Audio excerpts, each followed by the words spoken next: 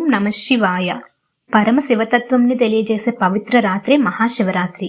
ఈ రాత్రి యొక్క మహత్యం గురించి పురాణాల్లో చాలా గొప్పగా వర్ణించారు. అయితే ఈ శివరాత్రి యొక్క మహత్యం ఏమిటి? ఎందుకు శివరాత్రిని జరుపుకుంటారు? లింగోద్భవం ఎలా జరిగింది? ఎప్పుడు జరిగింది? ఈ విషయాలన్నిటి గురించి ఈ వీడియోలో చాలా క్లియర్గా చెప్తాను.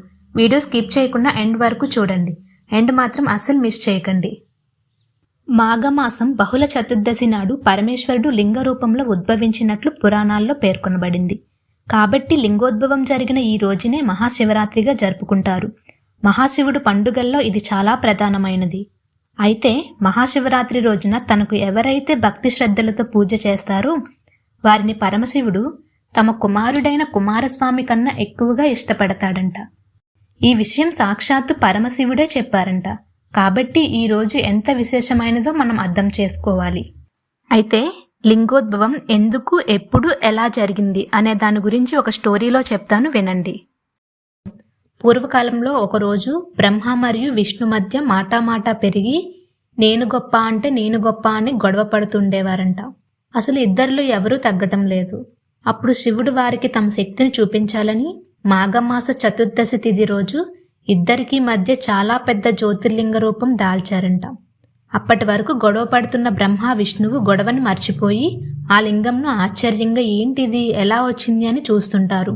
అప్పుడు వాళ్ళిద్దరూ దీనికి ఆది అంతం తెలియటం లేదు కదా, మనిద్దరం చెరొక వైపు వెళ్ళి చూద్దాం, ఎవరు ముందు కనిపెడితే వాళ్లే గొప్ప అని పందెం వేసుకుంటారంట. అలా అనుకుంటూ దాన్ని మొదలు కనిపెట్టడం కోసం బ్రహ్మదేవుడు తన హంస వాహనంపై పైకి వెళ్తారు. అలాగే చివర కనిపెట్టడం కోసం విష్ణుమూర్తి వరాహ అవతారంలో కిందకి వెళ్తారు. అలా వెతకడానికి వెళ్ళి చాలా కాలం గడుస్తుంది. కానీ వారు ఏమీ కనిపెట్టలేకపోతారు. ఇంకా ఇలా అవ్వదు అని చెప్పి విష్ణుమూర్తి తిరిగి పందెం మొదలుపెట్టిన ప్లేస్కి బయలుదేరుతారు. కానీ బ్రహ్మ మాత్రం అలా పైకి వెళ్తూనే ఉంటారు. అప్పుడు అతనికి కొన్ని కేతకీ పుష్పాలు పైనుంచి జారుతూ కనిపిస్తాయి. బ్రహ్మ వాటిని అడుగుతారు, మీరు ఎక్కడి నుంచి జారుకుంటూ వస్తున్నారు అని. ఆ విషయం మాకు కూడా తెలియదని కేతకీ పుష్పాలు సమాధానంగా చెప్తాయి. మొదలు కనిపెట్టలేకపోయాననే విషయం విష్ణుమూర్తికి తెలిస్తే తనని చులకనగా చూస్తారనే ఆలోచనతో బ్రహ్మ ఒక ఉపాయం ఆలోచిస్తారు.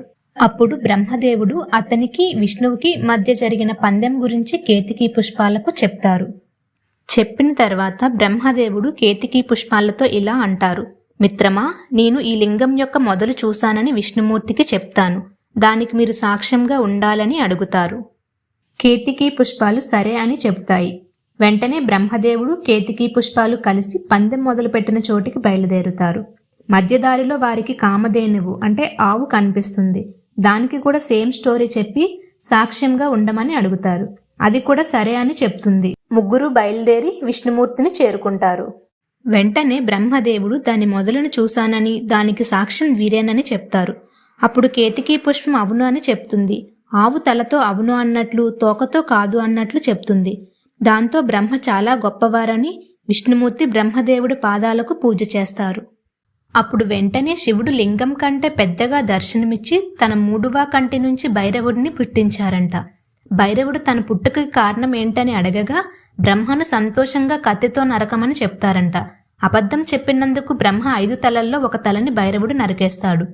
అప్పుడు బ్రహ్మ శివుడిని దయచూపమని వేడుకుంటారంట. నిజం చెప్పినందుకు విష్ణువుకు దేవాలయాల్లో పూజలు జరుగుతాయని, అబద్ధం చెప్పినందుకు బ్రహ్మకు దేవాలయాలు కాని పూజలు కాని జరగవని, కేతకీ పూలకి అబద్ధపు సాక్ష్యం చెప్పినందుకు వాటిని అసలు పూజల్లో ఉపయోగించరని, కామధేనువు తలతో అవును అని తోకతో కాదు అని చెప్పినందుకు భూమిపై తలకు పూజలు చేయకుండా తోకకు పూజలు చేస్తారని శివుడు చెప్తారన్నమాట.